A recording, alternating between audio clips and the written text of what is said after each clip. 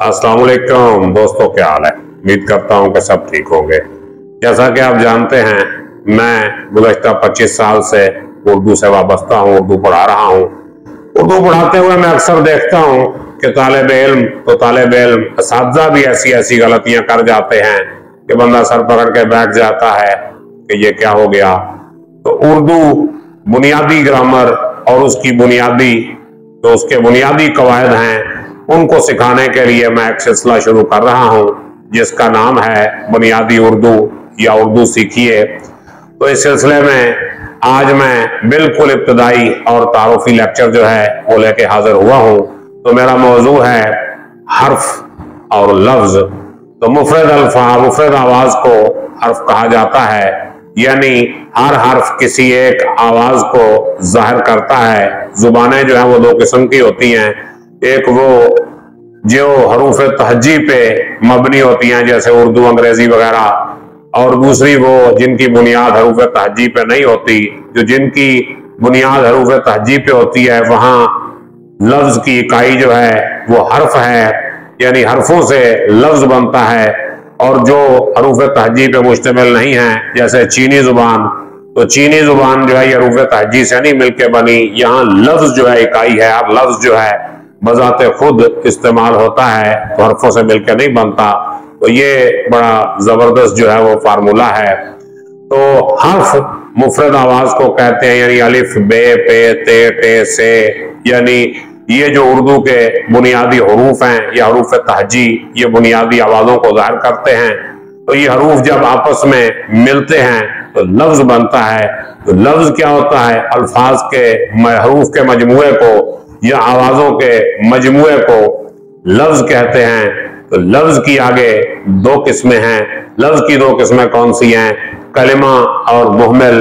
कलिमा बामानी लफ्ज को कहते हैं, यानी जिस लफ्ज का कोई मानी हो उसको कहते हैं कलिमा, और जिस लफ्ज का कोई मानी ना हो उसको मुहमिल कहते हैं। तो जैसे दाना, दुनका, तो दाना कलमा है और दुनका जो है ये मुहमिल है, क्योंकि इसका कोई मानी नहीं है।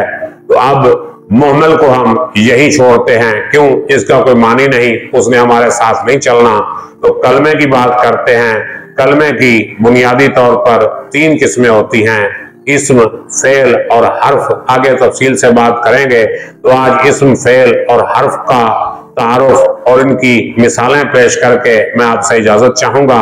इस्म नाम को कहते हैं, यानी वो लफ्ज जो किसी चीज, शख्स या जगह के नाम को जाहिर करे उसको इस्म कहते हैं। जैसे मेरा नाम फिजर अब्बास है, तो मेरा इस्म जो है फिजर अब्बास हुआ। जिस पर आप वीडियो देख रहे हैं, ये मोबाइल फोन है या कंप्यूटर है या लैपटॉप है या टैबलेट है, तो ये इसका इस्म हुआ।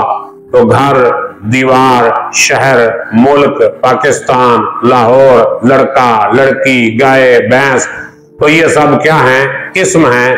इस्म के बारे में कहा जाता है कि इस्म यदल्लु अलल मुसम्मा। इस्म जो है वो अपने मुसम्मा पे दलील है। तो मुसम्मा जिसका नाम है वो मुसम्मा, और जो नाम है उसे इस्म कहते हैं।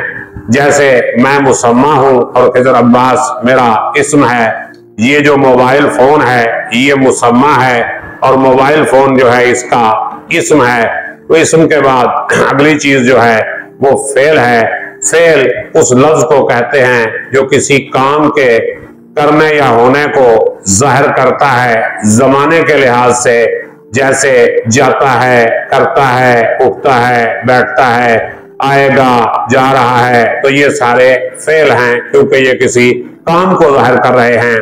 और फेल के बाद तीसरी चीज जो है उसको हम हर्फ कहते हैं। तो हर्फ उस लफ्ज को कहते हैं जो ना तो इस्म है ना फेल है, बल्कि इस्म और फेल को आपस में जोड़ता है। जैसे ने हो गया, में हो गया, का हो गया, से हो गया, तक हो गया, पर हो गया। तो ये हर्फ हैं। आगे हम इनकी अक़साम और इनके बारे में तफसील पढ़ेंगे। तब तक के लिए मुझे इजाजत दीजिए। वीडियो को लाइक, कमेंट और शेयर कीजिएगा और चैनल को भी सब्सक्राइब कर दीजिए। अपना ख्याल रखिएगा। मुझे इजाजत दीजिए। अल्लाह हाफिज।